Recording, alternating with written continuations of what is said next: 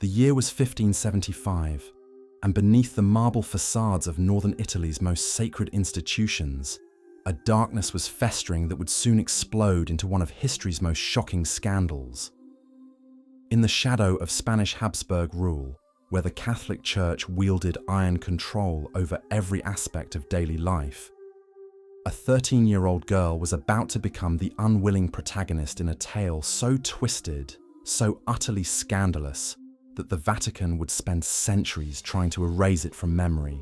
Her name was Virginia de Leyva, though history would remember her by entirely a different title. The Nun of Monza, a woman whose forbidden desires would ignite a firestorm of passion, murder, and religious hypocrisy that would shake the very foundations of Catholic Europe. This is not a story of divine inspiration or holy devotion. This is the dark chronicle of what happens when human nature collides with institutional oppression, when desire burns so fierce that it consumes everything in its path, including innocence itself. What you're about to hear will disturb you. It should, because the truth about Sister Virginia Mary is far more terrifying than any fiction, more twisted than any Gothic novel, and more damning than any heretical text the Church ever banned. This is a story they tried to bury beneath centuries of silence, but some secrets refuse to stay dead. Picture, if you will, the Italy of the late 16th century. This was not the unified nation we know today, but a fractured landscape of city-states and territories crushed beneath foreign boots. The Spanish Habsburgs ruled with absolute authority, their taxes bleeding the populace dry, their soldiers marching through cobblestone streets with the arrogance of conquerors. Every aspect of life bent to their will, but even more oppressive was the spiritual stranglehold of the Counter-Reformation. The Protestant rebellion had torn Europe asunder, and Rome's response was swift and merciless. The Catholic Church transformed itself into a weapon of ideological warfare, obsessed with proving its moral superiority too.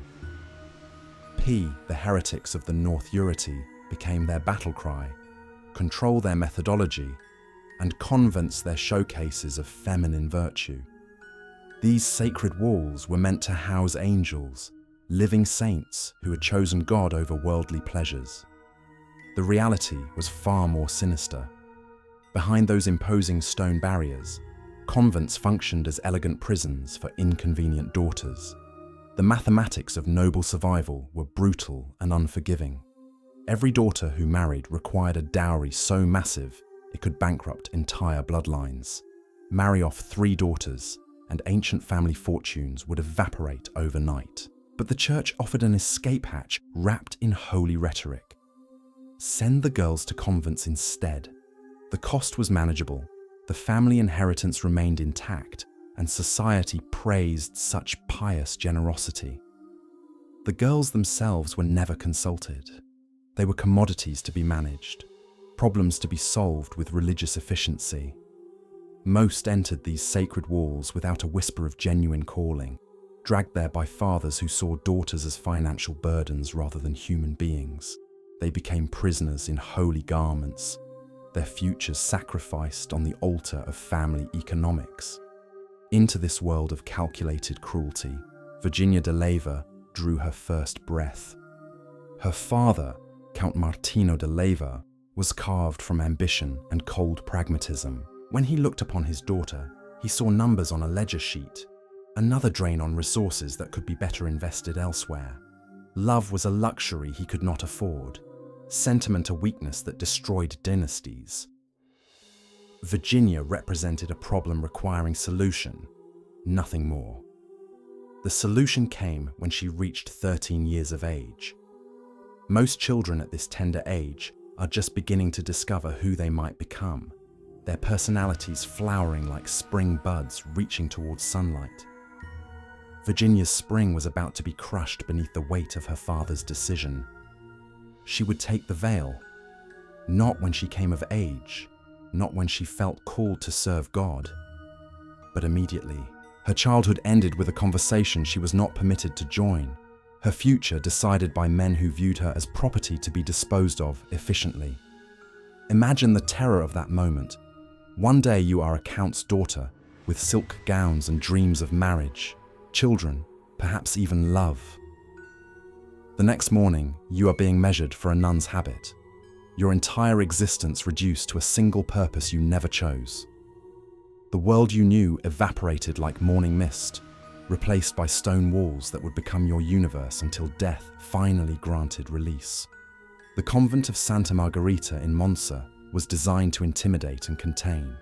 Massive limestone walls rose from the earth like ancient fortifications, their surfaces scarred by centuries of wind and rain. Iron gates clanged shut with the finality of tomb doors, their locks turned by hands that understood the permanent nature of what occurred within. Windows were positioned so high that inmates could glimpse only fragments of sky. Never the world they had lost. Virginia's first morning began before dawn, with the haunting chant of matins echoing through corridors that swallowed sound and hope with equal efficiency. The chapel stones were so cold they seemed to leach warmth from kneeling bodies, leaving joints aching and spirits crushed. After matins came lauds, then prime, then terce, each prayer service marking another segment of a day that stretched endlessly toward an identical tomorrow. 8 times daily, the bells summoned these reluctant brides of Christ to worship a God many of them had never truly chosen to serve. Between prayers came labor designed to break the will through monotony, scrubbing floors until knees bled through fabric, copying religious texts until fingers cramped into claws, sewing vestments for priests who would never know the sacrifice of the hands that created them. All performed in absolute silence, for speaking without permission earned punishment that could range from gentle rebuke to nights locked in cells with only bread and water for sustenance. The silence was perhaps the cruelest torment of all. Not the peaceful quiet of meditation, but the oppressive hush of systematic erasure. Thoughts became thunderous in the absence of conversation, memories echoing like screams in the caverns of isolated minds. Laughter was forbidden, tears discouraged, and human warmth treated as weakness requiring correction. Virginia found herself surrounded by dozens of young women, most sharing her circumstances, if not her spirit. They communicated through desperate glances across chapel pews, whispered conversations stolen during brief moments when supervision relaxed. Some cried themselves to sleep nightly, their sobs muffled by rough blankets and fear of discovery. Others retreated into themselves, their souls slowly suffocating under the weight of endless routine and forced devotion. Historical records reveal the staggering scope of this institutional cruelty. In some Italian convents during this period, up to 70% of the nuns were there through family coercion rather than personal calling. These were not houses of God, but warehouses for unwanted daughters, spiritual dumps where inconvenient females could be forgotten without social consequences. The church hierarchy knew this truth intimately, but chose to ignore it. For convents served purposes that extended far beyond religion into the realms of social control and economic stability. For Virginia, each dawn brought identical torments. Wake in darkness, pray until joints screamed protest, labor until muscles burned with exhaustion, eat flavorless meals in suffocating silence, pray again, sleep fitfully on straw mattresses that offered no comfort to bodies or souls. The monotony became its own form of torture, time losing meaning as weeks blurred into months and months into years of indistinguishable suffering. But beneath that white habit, behind those downcast eyes expected of proper nuns, something dangerous was building. Virginia de Leyva was not breaking under the pressure as her captors intended. Instead, she was transforming, her spirit hardening like steel in a forge, her desires intensifying rather than diminishing under constant suppression. The other nuns began to notice something different about this particular prisoner. There was defiance in her posture during prayers, a slowness to obey that bordered on insolence, a fire in her eyes that refused to be extinguished by holy water and forced devotion. The Mother Superior watched her carefully, sensing the surface of end for rebellion brewing beneath said compliance. And then, on one seemingly ordinary Sunday morning, everything changed forever. The church adjacent to the convent opened its doors to the public for Sunday Mass, creating a dangerous crack in the otherwise impenetrable fortress of Santa Margherita. Local nobility gathered in their finest garments, their voices rising in hymns that carried through stone walls like whispers of the forbidden world beyond. An ornate iron screen separated the nuns from these worldly congregants, its intricate latticework designed to allow the sisters to observe the service while remaining invisible to male eyes. This barrier was meant to preserve their sacred separation from earthly temptations. But temptation, as Virginia would soon discover, has a way of finding even the most carefully guarded hearts.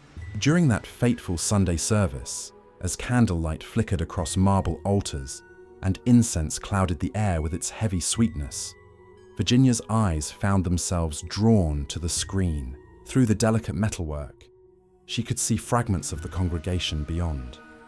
Men in rich velvet doublets, women adorned with jewels that caught the light like captured stars, children fidgeting in their parents' arms.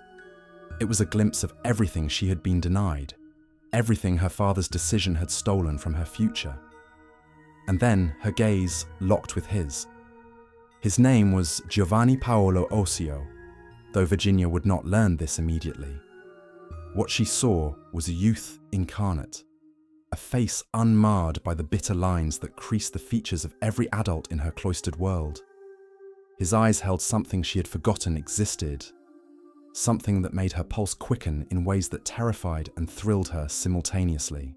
He possessed an energy that seemed to radiate through the iron barrier, a vitality that made her suddenly aware of her own body beneath the coarse fabric of her habit. For Giovanni Paolo, the sight of those eyes peering through the convent screen presented an irresistible challenge. He came from minor nobility, wealthy enough to attend Mass with Milan's elite, but reckless enough to pursue dangers that wiser men avoided.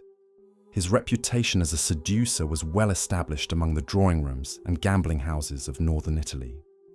Women fell before his charm like wheat before a scythe, but none had ever presented such exquisite impossibility. A nun behind sacred walls, protected by laws both divine and secular, forbidden by every social convention imaginable. The danger made her infinitely more desirable. That first exchange of glances lasted perhaps 3 heartbeats, but its effects would reverberate through history. Virginia felt something awaken within her that years of forced prayer had failed to kill. For the first time since her imprisonment began, she remembered what it felt like to be seen, not as a problem to be managed, or a soul to be saved, but as a woman worthy of masculine attention. Giovanni Paolo began appearing at Sunday services with suspicious regularity. He positioned himself strategically where those hidden eyes might find him, his presence becoming a beacon of worldly temptation in Virginia's ocean of enforced spirituality. She found herself counting the days until Sunday, her heart racing as the bells called the faithful to worship. During prayers, her mind wandered to forbidden territories, imagining conversations they might have, touches they might share, freedom they might discover together. The transformation was subtle but unmistakable. Other nuns noticed that Virginia seemed different during services, more alert, more alive. Her responses to prayers carried new energy, though whether from devotion or distraction remained unclear. She volunteered for tasks that might take her near windows facing the street, hoping for glimpses of the world beyond her prison walls. The deadened expression that had characterized her face for years began showing flickers of animation that made the Mother Superior increasingly suspicious. The first note arrived like a message from heaven or hell, depending on one's perspective. History has lost the exact method of delivery, but court records confirm that written correspondence began flowing between the forbidden lovers. Perhaps a servant carrying supplies to the convent was persuaded by coin or sympathy. Perhaps another nun, moved by Virginia's obvious suffering, agreed to serve as messenger. The mechanism mattered less than the result. Virginia's hands trembled as she unfolded that first piece of paper, hidden within her prayer book like a pressed flower of sin. Giovanni Paolo's handwriting was bold and confident, his words carefully chosen to inflame while maintaining plausible innocence should the letter be discovered. He had noticed her, he wrote. She haunted his thoughts during the long hours between Sunday masses. Her eyes spoke to him across the iron barrier, telling stories of longing that made his own heart race with forbidden possibility. She should have burned that letter immediately and confessed her sin to the Mother Superior. Instead, she pressed it against her chest and felt truly alive for the first time in years. Her response was hesitant, filled with the careful language of someone who understood the consequences of discovery. But beneath her cautious words burned desires that years of suppression had only intensified.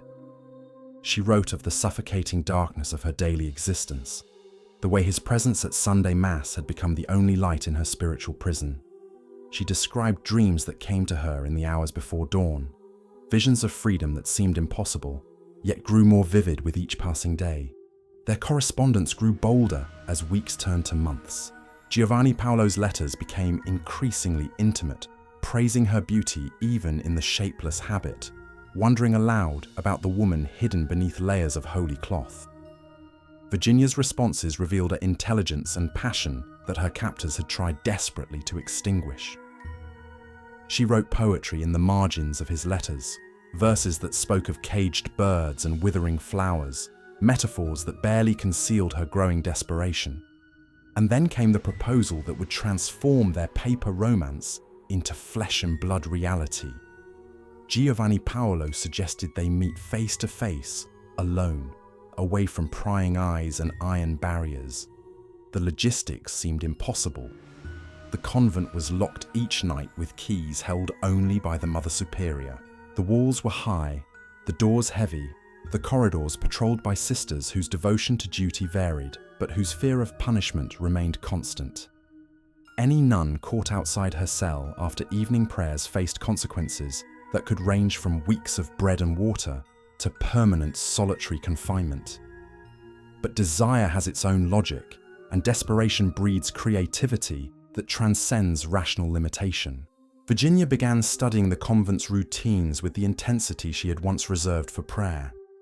She noted which sisters slept most soundly, which doors creaked when opened, which corridors remained empty during the deepest hours of night.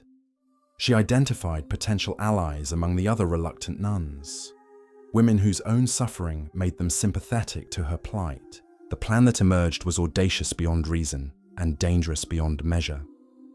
It required accomplices willing to risk everything for a love they would never experience themselves. It demanded perfect timing, absolute silence, and luck that bordered on divine intervention. Most importantly, it needed lines that could participants willing to cross, never be uncrossed, to violate oaths that carried consequences extending beyond this world into the next. Yet, on that first night when Virginia slipped from her cell and made her way through shadowed corridors toward an unlocked door, her heart pounded, not with fear, but with anticipation. For the first time in years, she was choosing her own path, writing her own story, reclaiming agency over her body and soul that others had tried to steal. The heavy door opened onto a garden bathed in moonlight, and there, waiting in the shadows like a figure from her most forbidden dreams, stood Giovanni Paolo Ossio. Their first meeting was a collision of terror and transcendence that would haunt Virginia for the rest of her days. Giovanni Paolo emerged from the shadows like something conjured from her most dangerous prayers, his presence so vivid after months of stolen glances that she nearly cried out in shock.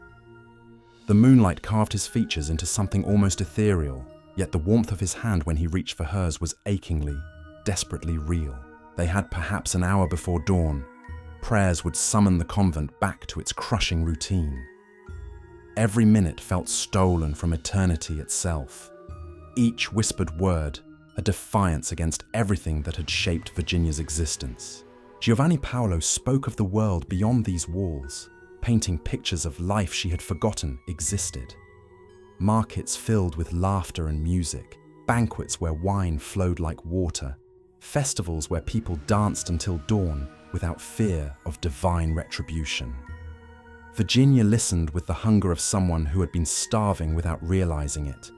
She told him of her captivity, the way silence had become a weight crushing her chest, how prayer had transformed from communion with God into endless repetition that numbed her mind to nothing.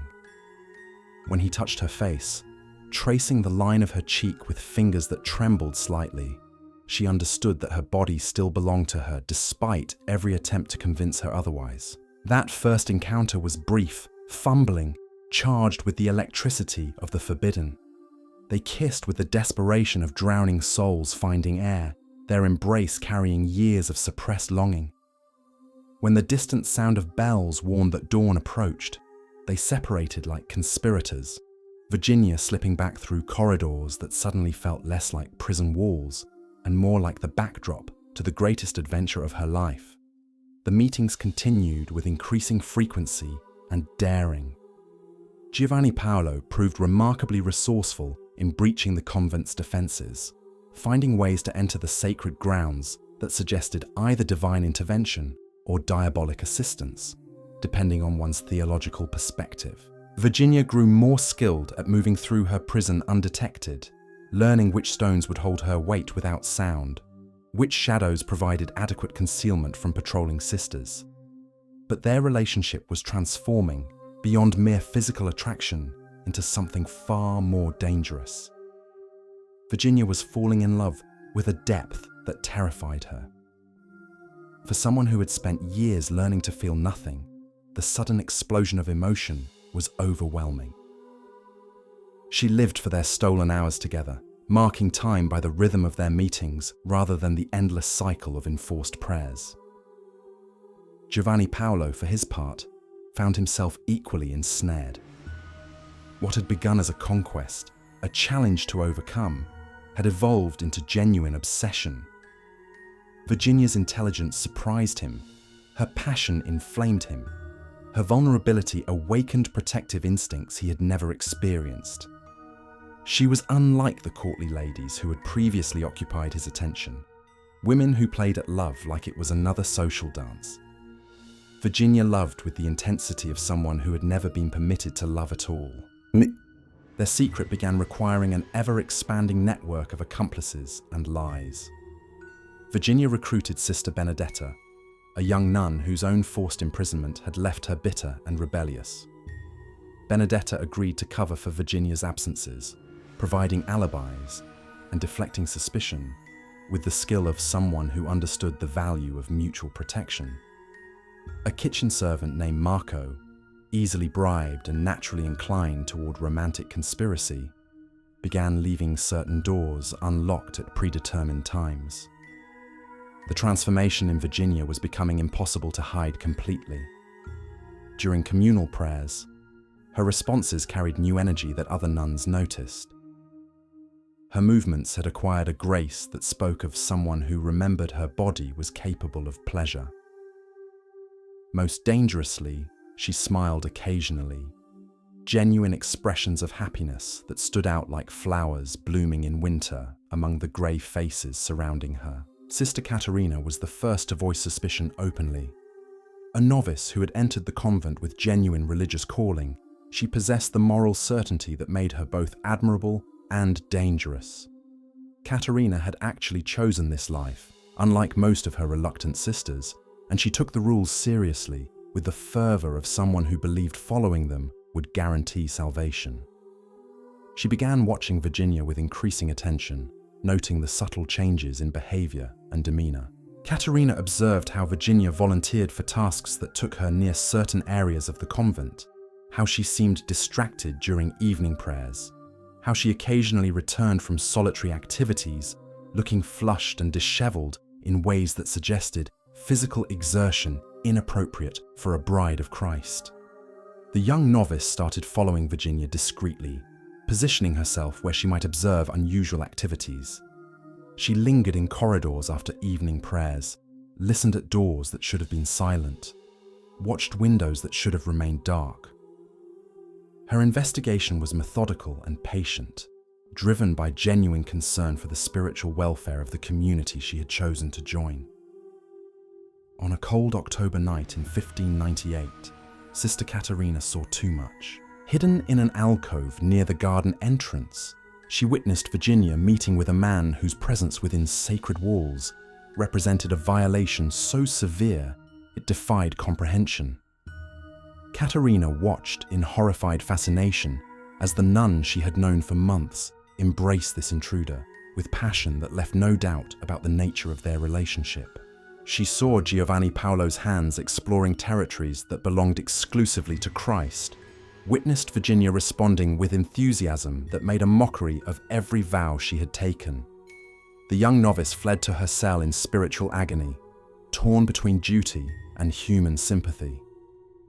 She spent the remainder of that night in prayer, seeking divine guidance about how to handle knowledge that could destroy lives while protecting the sanctity of their shared prison. By dawn, her conscience had provided a clear answer. The Mother Superior must be informed immediately, but Caterina never made it to that meeting. The next morning, sisters discovered her broken body at the bottom of the stone staircase leading from the dormitory to the chapel. Her neck was twisted at an unnatural angle, her skull cracked against the unforgiving stone. Blood pooled beneath her head like a crimson halo, slowly congealing in the cold morning air. The official story was tragic but simple. Sister Caterina had risen early for private prayer, as was her habit. The stairs were treacherous in darkness, worn smooth by centuries of use, and made slippery by morning condensation. She had lost her footing and fallen, striking her head with fatal force against the stone steps. Accidents happened, even in houses of God. Perhaps especially in houses of God, where young women, unaccustomed to physical labor, were forced to navigate ancient buildings in all weather and lighting conditions. The Mother Superior ordered prayers for Caterina's soul and arranged for her burial in the convent cemetery with appropriate ceremony, but some of the sisters whispered about details that troubled them. The pattern of injuries seemed inconsistent with a simple fall. There were bruises on Caterina's throat that suggested struggle, marks on her wrists that looked like restraint. Most disturbing was the expression frozen on her face, not peaceful acceptance but wide-eyed terror, as if she had seen death approaching and fought against it desperately. Sister Benedetta, already complicit in Virginia's deception, kept her suspicions to herself, but privately she wondered if Caterina's investigation had progressed further than anyone realized. Had the young novice confronted Virginia directly? Had she threatened to expose the might someone go to protect her? And if so, what lengths are fair? Secret that meant the difference between forbidden love and eternal punishment. The questions haunted the convent like Caterina's restless spirit, but they remained unspoken. Fear was a powerful silencer, and everyone understood that some truths were too dangerous to voice aloud. Virginia, for her part, showed appropriate grief at Caterina's death, while privately feeling a relief that shamed her. The young nun's curiosity had been becoming increasingly problematic, her moral certainty a threat to everything Virginia valued most in her narrow world. Whether Caterina's death was truly accidental or something more sinister remained unclear, but its timing was undeniably convenient. The affair continued with even greater intensity after this close call. Death had reminded both lovers of their mortality, of how quickly their stolen paradise could be discovered and destroyed. They made love with desperate urgency now, as if each embrace might be their last. Giovanni Paolo spoke of plans to help Virginia escape the convent entirely, fantasies of flight to distant cities where they could live openly as husband and wife. But escape would require careful planning and substantial resources. For now, they contented themselves with their nocturnal meetings, each encounter deepening their emotional bond while increasing the danger of discovery. Virginia had crossed lines that could never be uncrossed, violated oaths that carried consequences extending beyond this world into the next. She was no longer the terrified 13-year-old girl who had been dragged to these walls against her will. She had become something new, something dangerous, a woman who understood that survival sometimes required terrible choices. The body count was about to rise, and so the tale of Virginia de Leyva reaches its inevitable, blood-soaked conclusion.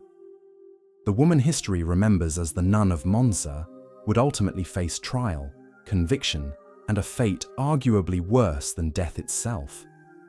Giovanni Paolo Ossio met his end on the executioner's block, paying the ultimate price for scaling sacred walls in pursuit of forbidden love.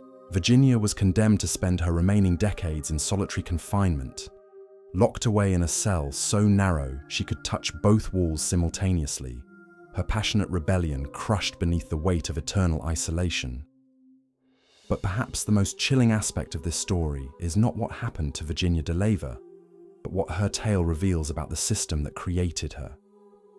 She was both victim and perpetrator, prisoner and rebel, a woman whose desperate fight for agency led to tragedy that echoed through the corridors of European history. Her story serves as a stark reminder of what happens when institutions deny the fundamental humanity of those they claim to protect, when power structures built on oppression inevitably produce the very monsters they fear most. The Nun of Monza died forgotten in her cell, but her legacy lived on as a warning that some cages, no matter how sacred, cannot contain the human spirit forever. Some desires burn too fierce to be extinguished by holy water and forced prayer. And sometimes, the price of freedom is paid not just by those who seek it, but by the innocent souls who stand in its path.